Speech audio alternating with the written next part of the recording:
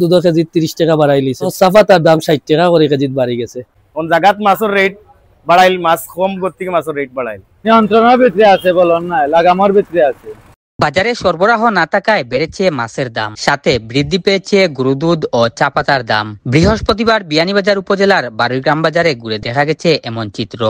মাছের বাজারে গত কয়েকদিন আগে দাম নাগালের ভিতরে থাকলেও বর্তমানে বাজারে বেড়েছে মাছের দাম। ব্যবসায়ীরা বলছেন সরবরাহ না থাকায় মাছের দাম বৃদ্ধি পেয়েছে।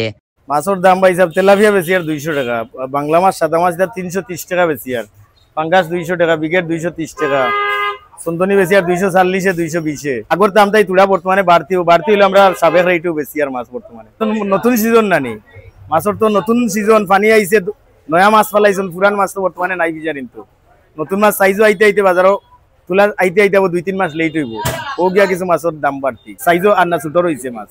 নতুন মাছ এটা বেচার দোকান নাই তো, পুরান মাছ আবার পরে আবার মাছ বড় হওয়ার পরে আবার দাম নামবো কিছু। ফিশারি তো মাছ আমদানি হইব, বলা নাইব।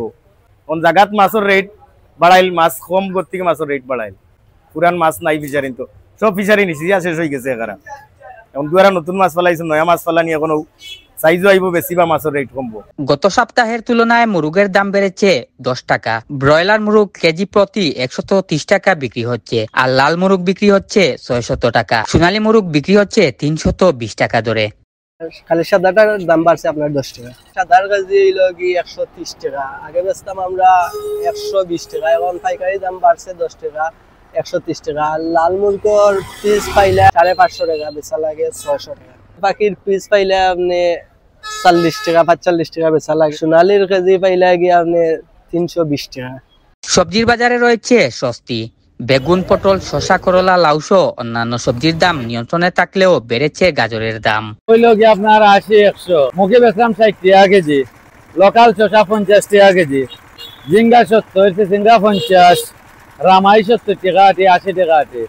ও লাগানো বেকের ভাই, বাজারের দ্রব্য মূল্য ভালো আছে, নিয়ন্ত্রণের ভিতরে আছে বলুন না, লাগামর ভিতরে আছে। গাজর 120, গাজরের দাম বাড়ছে। গাজরের দাম গত সপ্তাহ থেকে ক্যারেটে 100 টাকা বলুন।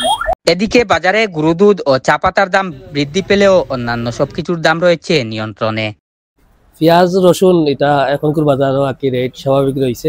আলুর কেজি তোমার 22-23 টাকা চলে, আর পেঁয়াজ ধরলে দেশি পেঁয়াজ যেগুলো আছে সেগুলো 50 টাকা 48 টাকা এইভাবে বিকে।